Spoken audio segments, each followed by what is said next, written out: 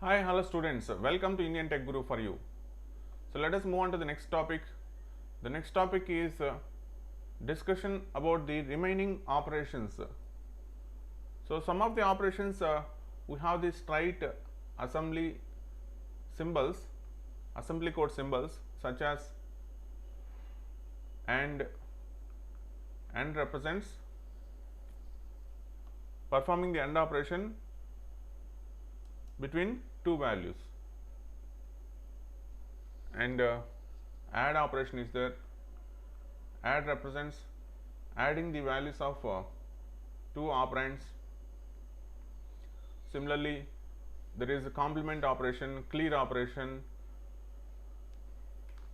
All different types of operations have been defined. However, there is no such an operation known as subtraction, sub for subtraction, and mul for multiplication. These operations are not available. That is why what we did in the previous classes, we have seen simple assembly language programming code for subtraction as well as multiplication. Similarly, for other operations also which are not available directly, we can derive those operations using existing operations. So now let us find out the assembly language code for the OR operation, logical OR operation. So we know the direct command for AND operation, but we don't know the command for OR operation because the command is not existing. So that's why we need to derive the command for OR operation using the assembly language code. So for that purpose, we use the relationship between the AND operation and the OR operation. So what is the relationship between the AND operation and OR operation? A or B, A or B is equivalent to A dash and B dash.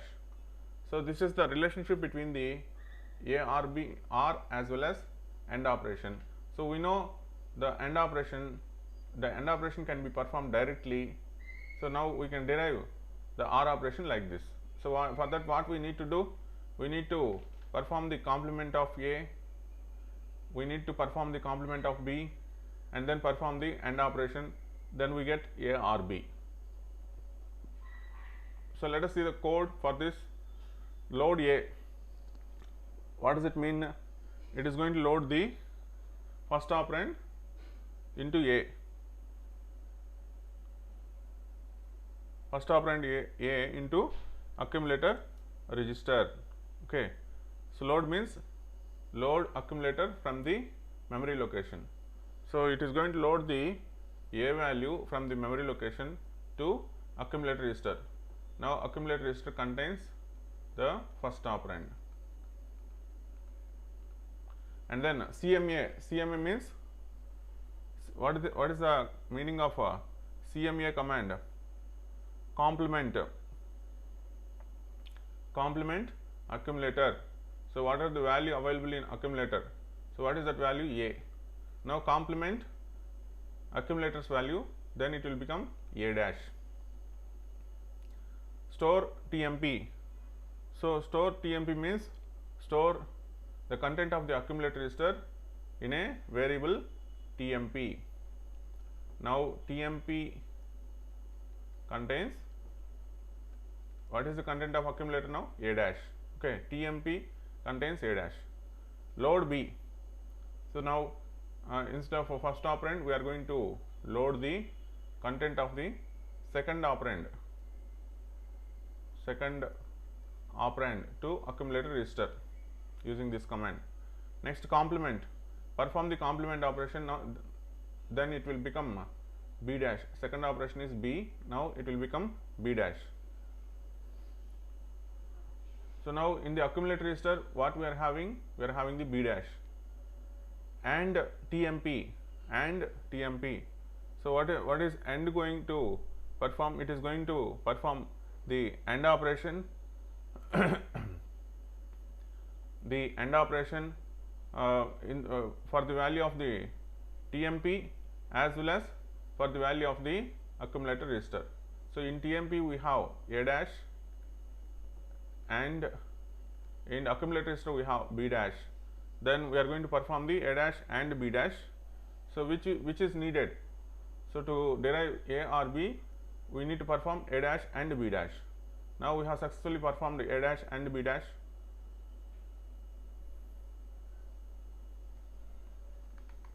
Now to get the OR operation, we need to perform whole complement. We need to perform whole complement. So for that purpose, perform CMA. So after performing A dash and B dash, it will be stored in accumulator register. Now CMA means complement accumulator register, then it will become A dash and B dash whole dash. So that is equivalent to A or B. So A or B can be written in using the AND as A dash and B dash whole dash. So let us check for once. For example, A is equal to 0 1 0 1, B is equal to 1 0 1 0. So perform the OR operation, then what you will get? 1 1 1 1.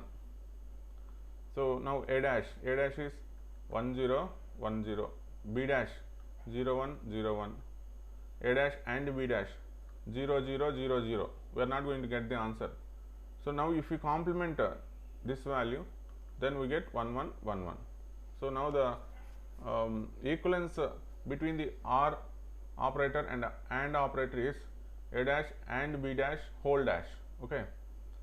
So we have performed the same operation using this sequence of commands. Next, coming to the shift operations, already we have some shift operations in the given instruction set. What are the shift operations we have? We have the circular shift operations. So CIR is going to represent circulate, write,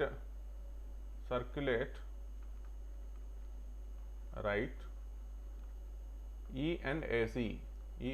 What does it mean? Circulate, write the expansion bit as well as the content of the accumulator register. Similarly, we have CIL. CIL means circulate left, E and AC. So these two commands only we have. We don't have commands for logical shift operations as well as the arithmetic shift operations. So that's why we need to derive the logical shift operations as well as the arithmetic shift operations using the existing commands. So we have one more command, CLE. So what is meant by CLE? CLE means clear expansion bit. Clear expansion bit. What does it mean? Set 0 value to expansion bit. Okay. So now we can derive the logical right shift operation by performing the operations CLE, that is clear expansion bit, as well as circulate, write E and AC. If you combine these two operations, then we are going to get the logical right shift operation. Similarly, if we combine the clear expansion bit and CIL, circulate left E and AC, then we are going to get the logical left shift operation. So coming to how we are going to get the arithmetic right shift operation. So the code is like this. Initially perform the CLE, clear expansion bit, and then perform the operation SPA. SPA means skip if accumulator register is positive. Skip if accumulator register is positive. So if the accumulator register value content is positive, then skip the next command. This command you are going to skip and perform the circulate write. Okay. So circulate write means we have already seen CIR command. Circulate write expansion bit as well as AC. So if AC is positive, then 1 2 3 4, the commands 1 2 4 will be executed and 3 will be skipped. However, if accumulator register is negative, then 1 2 3 4 all of the commands will be executed. Then what is CME command? CME command is nothing but complement the expansion bit, okay. So if expansion bit is 0, then it will become 1. So what does it mean? Because we need to perform the arithmetic right shift, then accordingly we are going to change the accumulator register's content. So this is how we are going to derive the arithmetic right shift operation. So because this right shift operation is not available, like this we are going to perform the arithmetic right shift operation, and similarly we can perform the arithmetic left shift operation also, that you can do on your own. Next important concept is subroutines. So what is meant by subroutine? A subroutine is nothing but a subtask, or in C language we call them as functions. In some other languages we call them as procedures. So there will be several different names for these subroutines. Sometimes we call subtasks, sometimes we call functions, sometimes we call procedures. All of them are going to represent the subroutines only. Subroutines means we are going to perform a subtask for a particular program. That subtask is actually done separately as a separate entity rather than in the main program itself. So instead of doing that particular separate subtask in the main program itself, we are going to perform as a separate entity. So that is called as the subroutine. So to do so, we have already some of the commands in assembly language code. Now let us see how we are going to perform the subroutine operation and how we are going to link the subroutine. So for that purpose,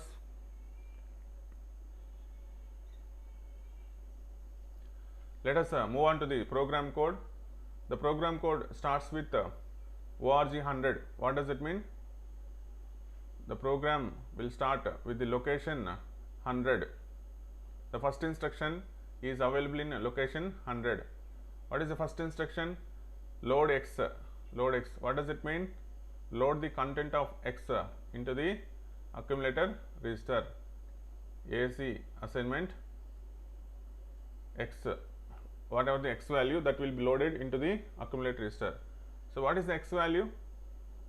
The x value is here, hexadecimal 1234. So now the accumulator register contains hexadecimal 1234. Okay. Next, after loading the content in the accumulator register, so we are performing the next instruction will be executed. The next instruction is BSA SH4. So what is meant by BSA content? BSA command. BSA means save return address in M and branch to M+1. Save return address in memory location M and branch to M+1. So this is the command BSA branch and save return address in M and branch to M+1. Okay. So what is the address we have been given? We have been given the address as SH4. Okay. So what value shall be stored in SH4? So now we need to store the return address in M. So where is this particular M? SH4. here it is SH4. Okay, SH4 label is here, so which is defined as hexadecimal 0, but we have to store the address of the next instruction, so in this particular SH4. Okay, so now we are going to store address location 102. So because after execution of this particular instruction, so after performing the branch to subroutine, it needs to return to this particular location. Okay, this particular location. So we are going to store the address location 102 in SH4. Okay, so we are storing this this particular content in the location 109. In the location 109. Okay, so what does it mean? We are storing the return address. We are storing the return address in M value. What is the M value? 109. Okay, so in the 109 we are storing the return address, and then what you need to do, and branch to M plus 1, and branch to M plus 1. So that is so from here you have to go to M plus 1 location. So this is M plus 1 location. Okay, save the return address in 109 and branch to M plus 1, 10A. Okay, these are all hexadecimal numbers, 10A. So actually what is the subroutine? Subroutine code, this is the subroutine code. Okay, so this is the subroutine code. These lines are subroutine code. So now after branching, what I need to do? I need to execute the subroutine code. What is the subroutine code? So we are going to circulate left the content of the accumulator register. We are going to perform circulate left 4 times. 1, 2, 3, 4 times circulate left the content, and then we are going to clear the accumulator value 13 to 16 bits, 13 to 16 to 0. Okay, so now consider the values from left to right. So this is 0, 1, 2 and so on. Sorry, if you want to start from 1, 2, 3 and so on up to 16 values will be there. So from 13 to 16, the last 4 bit, 13, 14, 15, 16, the last 4 bit I need to set to 0.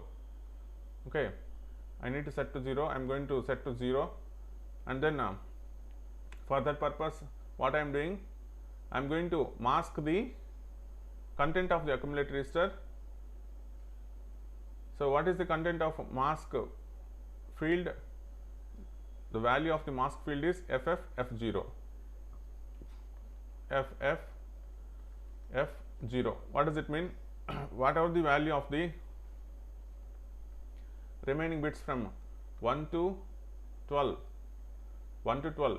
they will be as usual in the accumulator register, and from 13 to 16 it will be cleared.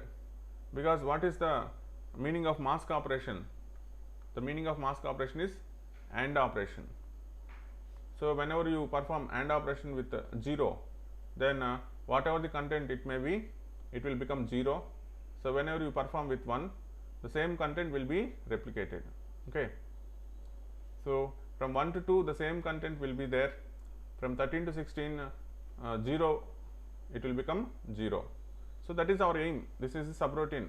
In the subroutine, what we need to do, we are going to perform 4 times circular left operation, and then perform the mask operation.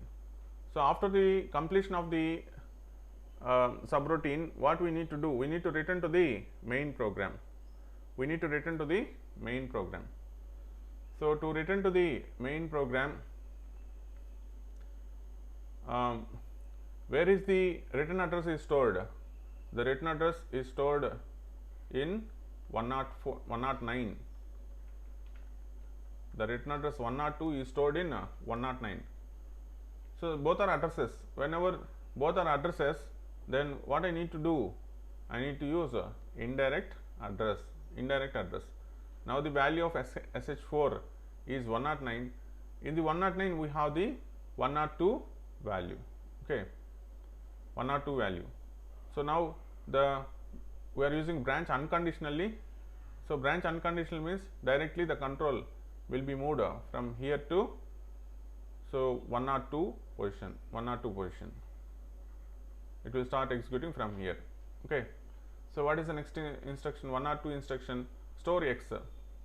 Store X means, so whatever the operation we performed in the subroutine, after the operation is completed, store the content from accumulator register to X, okay.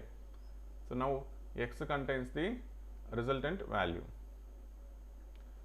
So after that, this is one part. After that, load Y. Load Y means now accumulator register is loaded with Y value. What is the Y value?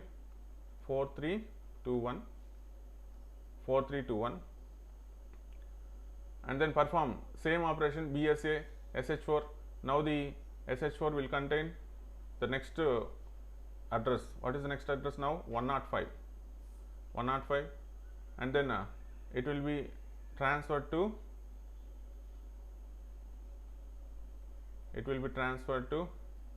M+1 once again, and execute all these 1, 2, 3, 4, 5 commands, and then it will return to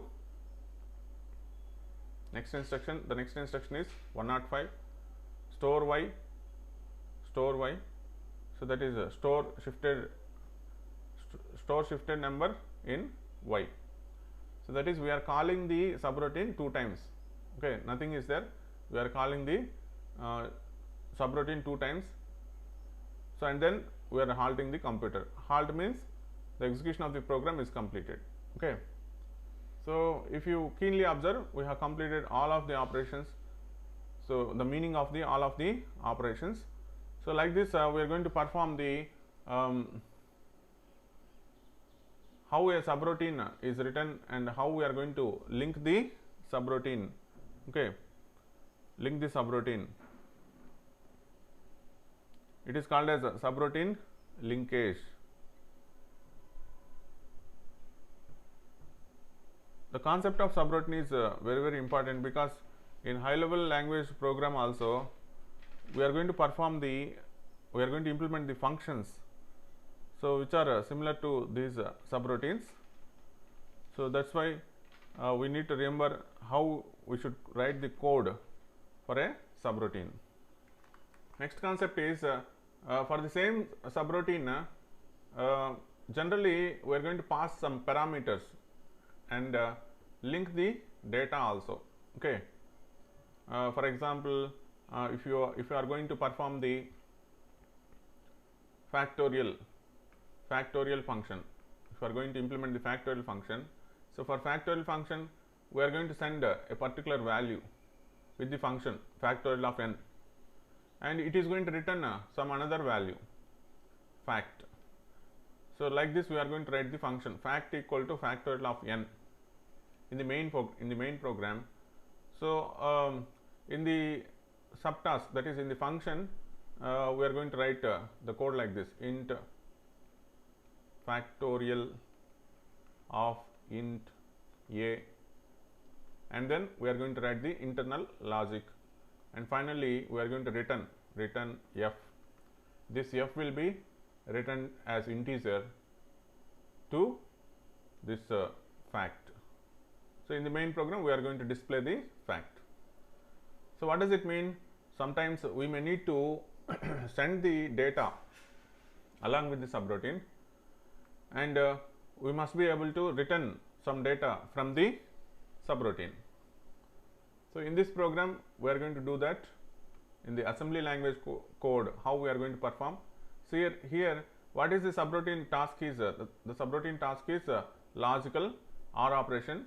So just now we have seen what is the how to perform the logical operation. So very simple, a or b is equal to a dash and b dash whole dash, okay. However, the same operation we are implementing using subroutines here. Previously we did we did directly. However, now we are doing it using subroutines. Okay. So let us start. ORG 200 means the program will start at location 200. The first instruction is load X. Load X means we are going to load the first operand in accumulate register. What is the X value? 7B95. 7B95 will be loaded in the accumulate register. Next, branch and save written address R. Branch and save written address R means in R save the next instruction address. The next instruction address is 202. Save 202 in the variable R. Save 202 in the variable R. Variable R is residing in 207. So that's why after performing the branch and save written address, we need to go to m+1 address. So directly from here we need to go to 208. In 208, what is the command? Complement first operand, CMA. Complement the first operand. So complement this 7B95 whole complement, and then store in temp. So in TMP store X dash value. Next, load ORI. This is very important. Okay, we are performing the load operation. We are performing the load operation with the for the second operand using the address of the next instruction. Okay, so in OR what is there? In OR 202 address is there. So actually in 202 executable statements we store. However, instead of storing executable statements, now what we are storing? We are storing the second operand. Okay, so now directly it will go to 202. 202. In 202 what is there? In 202 hexadecimal value is there. So what is that? 3AF6. So where we are storing the second operand. The second operand is stored in AC because we moved the X dash to temp. Now AC will contain the second operand. What is the value of the second operand? 3AF6. 3AF6. Okay, and then the next command. The next command is CMA. CMA means complement this value.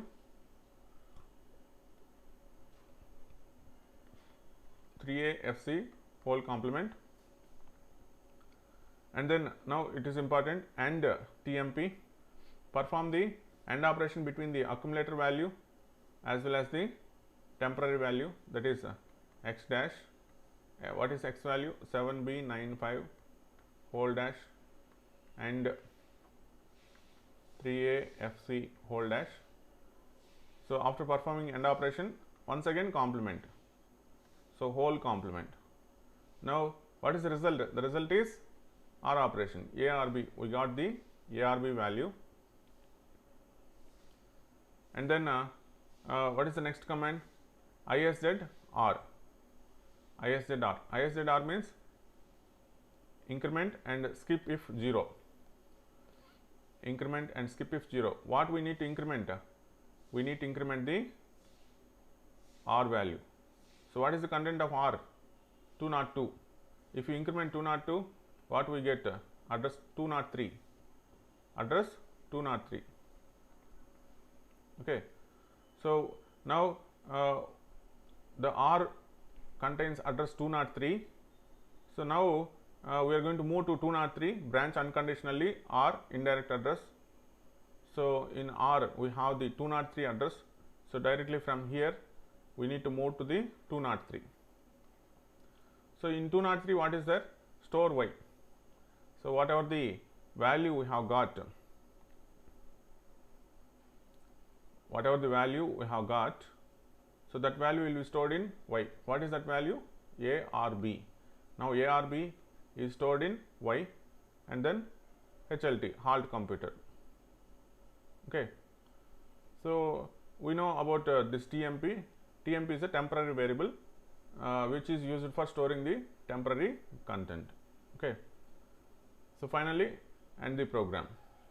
Like this we are going to execute, we are going to transfer the content from one location to another location, and here you can see how we transfer the content. Actually this hex 3a f6 is defined in the main program, but where we used this particular content in the subroutine using the load command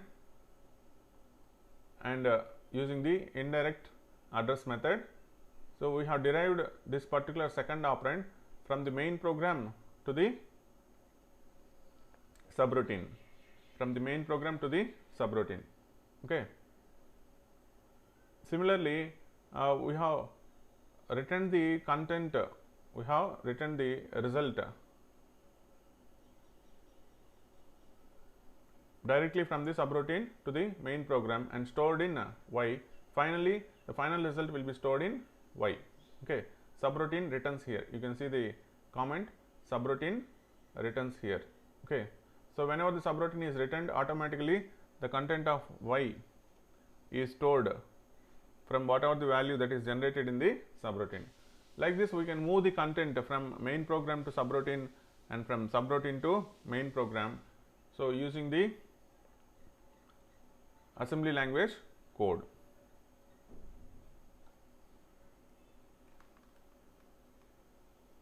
Next topic is moving a block of data using the subroutine. So previously we have moved only a single variable. What is that single variable? The operand 2 from the main program to the subroutine. However, in this program we are going to move a block of data from source to destination. So for that purpose, let us start tracing out the program. So BSA MVE. So what does it mean?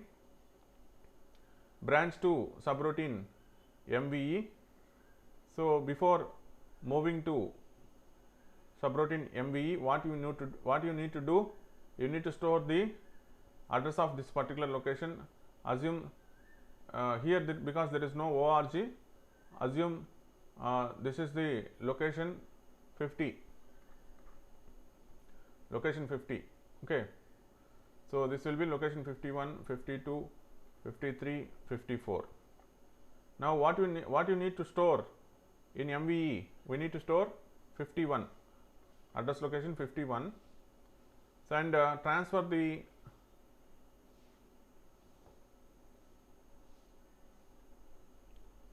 branch the main program to the m+1, that is this particular location. Okay. So we have transferred to this particular location. So what is the first command? Load MVE I. So what is the content of MVE? 51. So for example, assume these locations as this is 70, 71, 72, 73 and so on. Okay. So now we have stored address 51 in 70. So load MVE I. What does it mean? So it is going to search for MVE location. So in MVE location the address 51 is there. So in the address 51, whatever the content, then we have to load that particular content to the accumulate register. So now AC content hexadecimal 100, this value.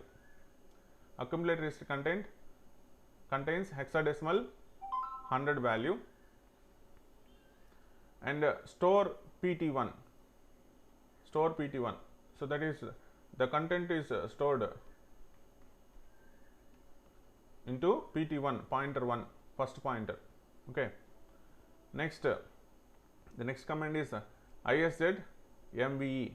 So increment the return address. So what is the return address? 51. Increment the return address, it will become 52. So it is not 0. So that's why no skip is needed. Increment and skip if 0. It is not 0. So no skip is needed. So what is the next command? Load MVE I. Now load the content in the location 52 into the accumulate register. Now into the accumulate register 200, this 200 will be moved and stored in PT2. In PT2, 200 will be stored. Okay. So we are extracting from accumulate register and store in PT2. Once again, increment MVE. So now it will become 53. Load MVE I. So what is there in 53? In 53, the counter value is there. So now that minus 16 will be stored in accumulator register using this particular command, and then store in CTR. Store this minus 16 in counter. So because what is this counter? The counter represents the number of elements to be transferred from source to destination. How many elements we are transferring?